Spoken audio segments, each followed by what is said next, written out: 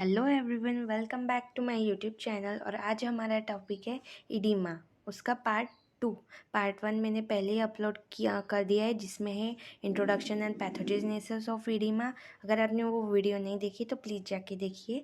और आज हम देखेंगे टाइप ऑफ इडीमा। उसमें पर्टिकुलरली जो मेन है, जो हम देखेंगे डिटेल में, वो है renal oedema, cardiac oedema, pulmonary oedema and cerebral oedema. So let's begin with our topic. तो type of oedema, the edema may be of two main type: localized when limited to an organ, example lymphatic edema, allergic edema, pulmonary edema। और अगर देखें तो pulmonary oedema का example, left side का अगर heart failure हुआ तो जो इडीमा होता है वो पल्मोनरी इडीमा होता है। अगर लिम्फेटिक इडीमा देखें तो वॉचेरिया जो बैंक्रॉफ्टी है उसकी वजह से जो इडीमा होगा वो होगा लोकलाइज, क्योंकि लिम्फेटिक ऑब्स्ट्रक्शन अगर लेग का कर रही है वो, तो उसी पार्ट में इडीमा दिखेगा, पूरी बॉडी में नहीं दिखेगा। और अगर पूरी बॉडी में दिख रहा है तो वो है जनरलाइज इडीमा। एंड सर्का और ड्रॉप्सी, जिसे हम बोलते हैं when it is systemic in distribution, पूरी बॉडी के नॉर्मल जो फ्लूइड एक्सचेंज है उसे वो डिस्टर्ब करेगा, इसीलिए पूरी बॉडी में दिखेगा। Example renal oedema, cardiac oedema, nutritional oedema. तो ये सब नॉर्मल फ्लूइड एक्सचेंज को डिस्टर्ब कर देते हैं, इस वजह से पूरी बॉडी में इडीमा दिखेगा। Next is depending upon oedema fluid composition, it may be transudate, it is only edematous fluid and called transudate as in cardiac and renal edema, and exudate as in inflammatory edema। उसके बाद में renal oedema. Renal edema, generalized edema, occurs in certain diseases of renal origin, such as in nephrotic syndrome, nephritic syndrome, and in renal failure due to acute tubular injury। तो इसकी वजह से पूरी body का जो फ्लूइड एक्सचेंज है, normal fluid exchange, वो disturb हो जाता है, इसी वजह से जनरलाइज एडिमा होगा। तो पहले देखेंगे nephrotic syndrome, characterize by persistent and heavy proteinuria, albuminuria, causing hypoalbuminemia. Okay. तो यहाँ पे क्या होता है कि बॉडी बहुत ज़्यादा प्रोटीन लूज़ कर रही है, पर्टिकुलरली अल्ब्यूमिन, क्योंकि हमें पता है अपना जो प्लाज्मा ऑन्कोटिक प्रेशर है वो मेंटेन करने का काम अल्ब्यूमिन का सबसे ज़्यादा है। तो बॉडी में जब भी अल्ब्यूमिन जो प्लाज्मा प्रोटीन है उसकी लेवल डिक्रीज़ होगी तो क्या होगा, प्लाज्मा ऑन्कोटिक प्रेशर डिक्रीज़ होगा। और प्लाज्मा ऑन्कोटिक प्रेशर अगर डिक्रीज़ हो गया तो वो हाइड्रोस्टैटिक प्रेशर को अपोज नहीं कर पाता, और इस वजह से जनरलाइज एडिमा होगा, क्योंकि सारे जो वेन्युलर एंड है वहाँ पे अब अपना प्लाज्मा ऑन्कोटिक प्रेशर डिक्रीज़ हो चुका है, तो फ्लूइड जो है वो वापस वेसल में नहीं जा पाएगा, इस वजह से पूरी बॉडी को अफेक्ट करेगा। The hypoalbuminemia also causes fall in plasma volume. तो इस वजह से क्या होगा, वो एक्टिवेट करेगा रेनिन एंजियोटेंसिन अल्डोस्टेरोन मैकेनिज्म। और अगर ये मैकेनिज्म एक्टिवेट हो गया तो water and sodium retention increase हो जाएगा, और उस वजह से एडिमा हो जाएगा। Classically more severe in subcutaneous tissue as well as in visceral organ. तो ये जो नेफ्रोटिक सिंड्रोम की वजह से जो इडीमा होता है वो बहुत सीवियर जनरलाइज इडीमा रहता है, और मार्क कहाँ पे रहेगा, सबक्यूटेनियस टिश्यू में एंड विसरल ऑर्गन, दोनों में भी वो बहुत ज़्यादा मार्क रहेगा, और सीवियर फॉर्म ऑफ इडीमा है ये nephrotic syndrome. Next is nephritic syndrome. Conditions such as in acute diffuse glomerulonephritis and rapidly progressive glomerulonephritis, nephritic edema, ये इन कंडीशन में होता है। There is excessive reabsorption of sodium and water in renal tubule. तो यहाँ पे plasma protein level decrease हो गई, तो ये रीज़न नहीं रहता है यहाँ पे। ये जो इडीमा होता है जनरलाइज, उसका रीज़न ये है कि सोडियम वाटर रीएब्जॉर्प्शन जो है वो ज़्यादा बढ़ जाता है, इस वजह से ये इडीमा होता है। ये माइल्ड है as compare to nephrotic oedema. And ये कहाँ पे शुरू होता है, लूज टिश्यू में, जैसे कि face, around eyes, ankles and genital. और रीनल इडीमा जो है वो ग्रेविटी डिपेंडेंट नहीं है, लाइक कार्डियक इडीमा, इससे ग्रेविटी से कोई फ़र्क नहीं पड़ता इसे, इसीलिए ये फेस पे भी दिख रहा है हमें। Next third is tubular injury. Acute tubular injury following shock or toxic chemicals damage tubules lose their capacity for selective reabsorption. अब यहाँ पे सिलेक्टिव रीएब्जॉर्प्शन की कैपेसिटी अपने ट्यूब्यूल यूज़ कर देती, क्योंकि वहाँ इंजरी हुई किस चीज़ की वजह से, या तो शॉक की वजह से या फिर टॉक्सिक केमिकल्स की वजह से। अगर एंडोथेलियम डैमेज हो चुका है तो क्या होगा, अब वहाँ पे रीएब्जॉर्प्शन नहीं होगा, तो रिटेंशन शुरू हो जाएगा वाटर का और इलेक्ट्रोलाइट का बहुत ज़्यादा अमाउंट में, और इस वजह से इडिमा होगा और ओलिगोयूरिया हो जाएगा और excessive detention of water and electrolyte and rise in blood urea, क्योंकि यहाँ पे सिलेक्टिव रीअब्जॉर्प्शन की जो प्रॉपर्टी थी वो चली गई है इंजुरी की वजह से। Next type of oedema is cardiac oedema. Generalize oedema cause due to right sided and congestive cardiac failure. Normally अगर हम देखें तो अपने जो राइट साइडेड अगर हार्ट फेलियर है या फिर कंजेस्टिव कार्डियक फेलियर है तो जो इडिमा होगा वो जनरलाइज होगा, लेकिन अगर लेफ़्ट साइड का हार्ट फेलियर है या कंजेस्टिव कार्डियक फेलियर है तो उस टाइप में सिर्फ लोकलाइज इडिमा होगा, वो भी अपने लंग्स में। तो देखते हैं जनरलाइज इडिमा कैसे होगा। और ये जो इडिमा है वो इन्फ्लुएंस होता है ग्रेविटी डिपेंडेंट इडिमा, मतलब ग्रेविटी की वजह से ये इसके जो इडिमा है वो हमें लोअर एक्सट्रीमिटीज़ में दिखेगा। अगर वो चल फिर रहा है पेशेंट तो उसके लोअर एक्सट्रीमिटीज़ में, लेकिन अगर कोई बेड रिडन पेशेंट है तो उसके सैक्रल रीजन में या फिर जेनाइटल रीजन में हमें इडिमा दिखेगा। तो ये ग्रेविटी डिपेंडेंट है। अब इसके मैकेनिज्म देखेंगे। Reduce cardiac output causes hypovolemia which in turn causes to sodium and water reabsorption lead to edema. अब ये जो मैकेनिज्म है इसमें क्या होगा, रिड्यूस कार्डियक आउटपुट हो गया तो वहाँ पे क्या हुआ, हाइपोवॉल्यूमिया, तो वो स्टिमुलेट करता है अपने जो रीनल मैकेनिज्म है उसे, like intrinsic extrinsic and ADH secretion, ये सब शुरू कर देगा। और इन सब की वजह से क्या होगा, जो सोडियम एंड वाटर का रिटेंशन है वो इंक्रीज़ हो जाएगा। अगर इनका रीएब्जॉर्प्शन इंक्रीज़ हो गया है तो कॉज करेगा oedema. Second is back pressure hypothesis. अब ये क्या है, तो यहाँ पे हार्ट फेलियर की वजह से क्या होता है, सेंट्रल वेनस प्रेशर बढ़ जाता है। मतलब देखिए, अगर राइट साइड का जो अपना एट्रियम है उसने ब्लड पंप किया वेंट्रिकल में, लेकिन अब राइट वेंट्रिकल जो है वो अपने पल्मोनरी ट्रंक में पंप ही नहीं कर पा रहा है, वहाँ पे कुछ तो भी प्रॉब्लम है, तो ब्लड क्या होगा, वेंट्रिकल में एक्यूमुलेट होगा, उसके बाद में वो पीछे ढकेलेगा, अगर आगे नहीं जा रहा है तो पीछे जाएगा, तो वो राइट एट्रियम में जाएगा, उसके बाद में वो एसवीसी और आईवीसी में जाएगा, अपने superior vena cava inferior vena cava. तो इस वजह से क्या होगा, अपने जो वेन्स है उनका प्रेशर बढ़ जाएगा। It means elevated central venous pressure, वो पीछे पीछे वेन्स पे ट्रांसमिट होते जाएगा, वेन्स से कैपिलरीज पे ऐसे उल्टे उल्टे चले जाएगा, वो बैकवर्ड जो डायरेक्शन में है वो वैसे जा रहा है। तो इसकी वजह से क्या होगा, जो कैपिलरी का हाइड्रोस्टैटिक प्रेशर है वो बढ़ जाएगा और उसकी वजह से इडीमा हो जाएगा। तो ये बैक प्रेशर हाइपोथेसिस है कि इसकी वजह से होने वाला इडीमा ऐसे पीछे पीछे, मतलब हार्ट से वो वेंस में गया और वहाँ से पीछे पीछे जा रहा है ब्लड, जहाँ से वो आता है उसके, मतलब अगर जो हम नहीं बोलते कि अपोजिट काम कर रहा है वो, ये हो रहा है यहाँ पे। Forward pressure hypothesis. अब इसमें क्या होता है कि हाइपोक्सिया हुआ है ना, क्योंकि ब्लड जो है वो पंप नहीं कर रहा है हार्ट, तो क्या होगा, हाइपोक्सिया की वजह से कैपिलरी एंडोथेलियम को इंजरी होगी।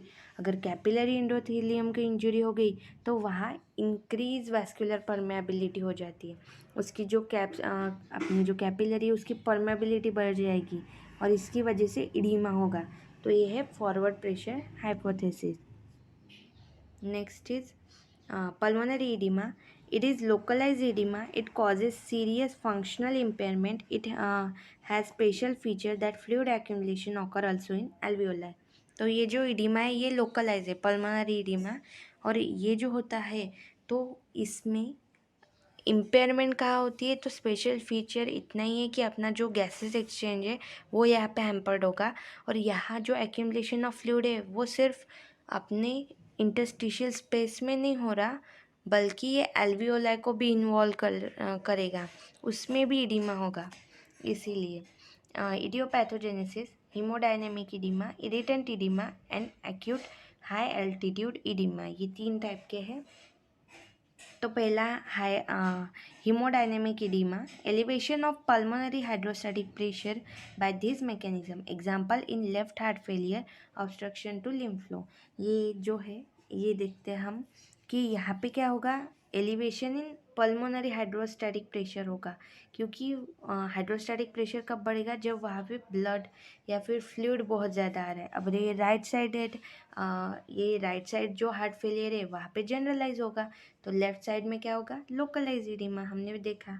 तो लेफ़्ट साइड का हार्ट फेलियर हो चुका है, उसकी वजह से क्या होगा, फ्लूइड ऐसे पीछे जाएगा, लाइक वहाँ पे जो प्रेशर है वो पल्मोनरी वेन्स में बढ़ेगा, पल्मोनरी वेन्स में कैपिलर से वो ट्रांसमिट होके कैपिलरीज में जाएगा, क्योंकि वो भी बैक प्रेशर हाइपोथेसिस यहाँ पे लगेगी कि लेफ़्ट वेंट्रिकल से लेफ़्ट एट्रियम, एट्रियम से पल्मोनरी वेन, पल्मोनरी वेन से कैपिलरीज, पल्मोनरी कैपिलरीज, और वहाँ पे क्या होगा, पल्मोनरी कैपिलरीज में अब फ्लूइड वापस आ रहा है, तो वो उसका जो नॉर्मल हाइड्रोस्टैटिक प्रेशर था वो डिक्रीज़ हो चुका है, या सॉरी इंक्रीज़ हो चुका है, और वह जो नॉर्मल मैकेनिज़्म था वो डिस्टर्ब हो जाएगा।